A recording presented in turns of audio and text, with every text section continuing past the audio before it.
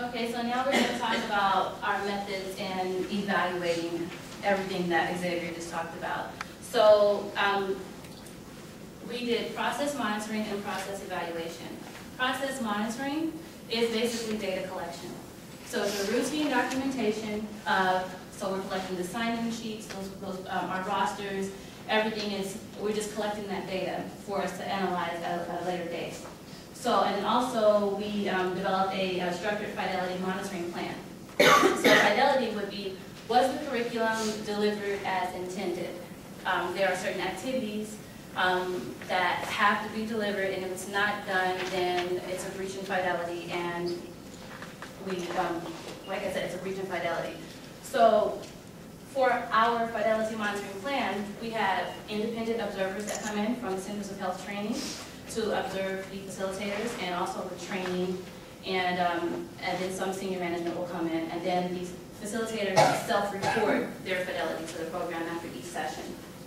And then we had a regular review for quality assurance to make sure that the forms were completed and things like that, and everything was filed in a secure, safe place. Oh, my sir.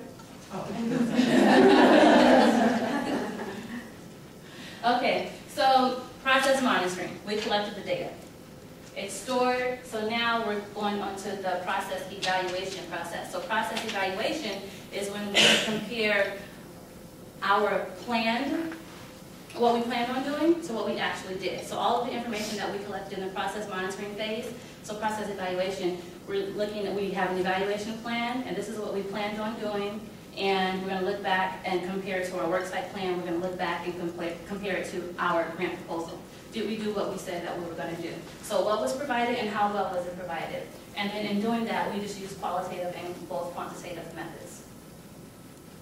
So for the data collection tools that I was talking about, we have a participant sign-in sheet. So the participant sign-in sheets will help us with some of that, those questions as far as participation and retention and some demographic information. The demographic forms also for the demographic information, and the participant surveys were, and the facilitator surveys were for satisfaction. But I want to kind of put this out here that it's kind of hard to measure satisfaction. So it's kind of like we've analyzed through both quantitative and qualitative methods the participants' perception of how well the program was implemented, whether or not they liked the activities, and they had like additional comments, and we use qualitative methods for that, to analyze that. Then also the facilitators. So the facilitators, we surveyed their perception of the satisfaction with the way they delivered the program, and the participants, their perception of the participants of, you know, whether they participated in activities, did they share their thoughts, were we open, were we a role model to the teams, things like that. And then of course the fidelity checklists. So it's like I said before, in data analysis, we use quantitative methods. So we simply use SPSS, which is a data analysis software. And we had a percentage variance of 5%, either plus or minus. That was acceptable for us for our target values. And the qualitative data. So as I mentioned before, the surveys and the fidelity checklist, it had a section for additional questions. What went well today, what did not go well? And we basically came up with a theme of what the participants were saying, the majority of them, and what the facilitators were saying to kind of gauge that satisfaction. So again, satisfaction is kind of hard to measure. But I think we accomplished that goal. So, next question. So with that said, so we did the process monitoring and then the process evaluation. So we answered some of those questions, and then these are the results of those questions that we had. So for budget, the question was, were the expenditures in compliance with what we had projected in our work plan? And during this time in our midterm evaluation, we were actually under budget, as you can see. And the variance that I was talking about right here, that is it. Yeah. So the variance that I was talking about, that 5% either way, the plus or negative. So we're outside, but going under budget is not a bad thing. So participation. We had a total of 205 participants in our pilot program, and we had forecasted 230 participants. We were below in our variance, so we did not meet that target value. However, I'd like to note For our next slide, in detention, we met our recruitment rates in detention. However, so for retention, if you notice in detention, we actually had a high rate of attrition. So in detention, 67 out of 95 participants actually completed the program. So how we measured that is from day one, how many had to step out, how many had to leave, how many were released, how many completed all sessions. So overall, we had, in all three sites, we had a 79.3% retention rate, and we forecasted 80%, so we were within our variance for retention. For gender,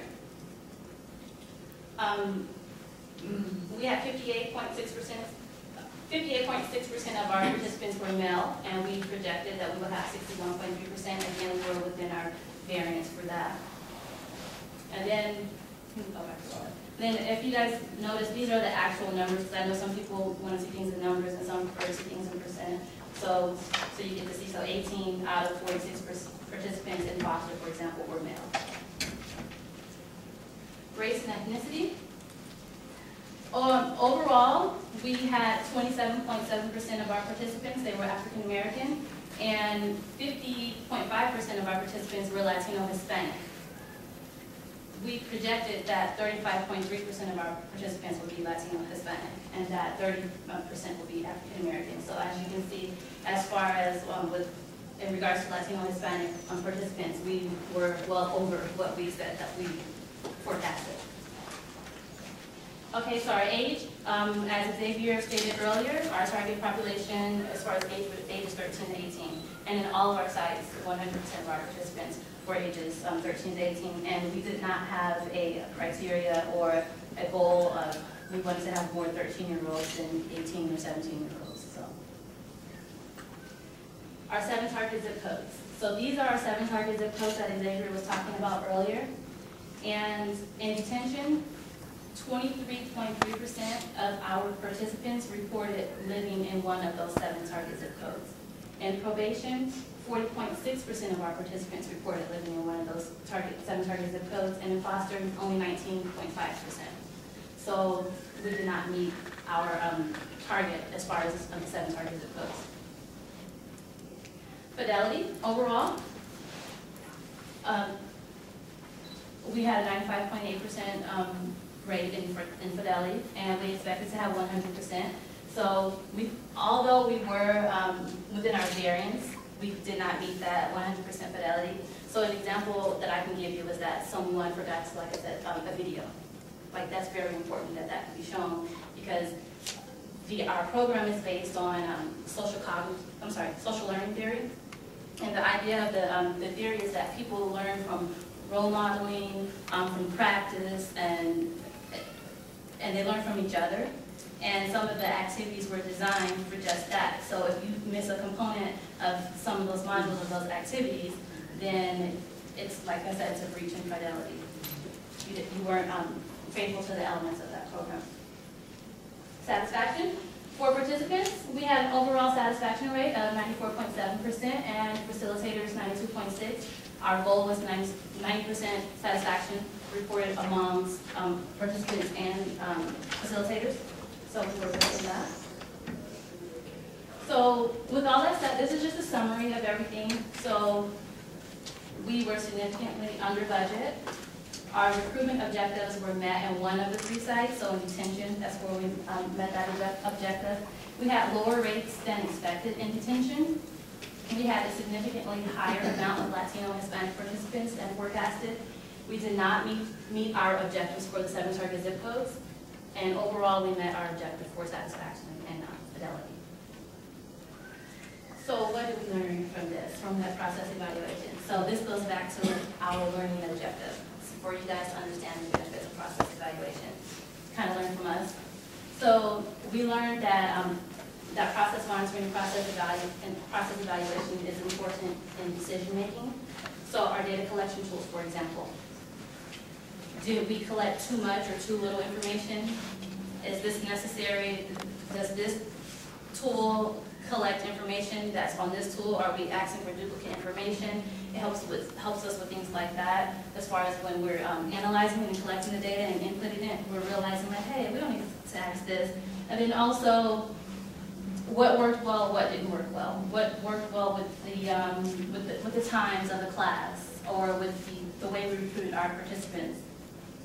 Understand and to adjust for organizational capacity. So what can our organization do and what can our organization not do? Being kind of realistic based on our results and the process and us talking with each other. And then also communication and collaboration with our program partners is very, very important. Without our collaborators, we don't have a program. So we wanted to make sure that we're on the same page, that we understand their rules, we're in their house. So that communication and then also just with the recruitment strategies.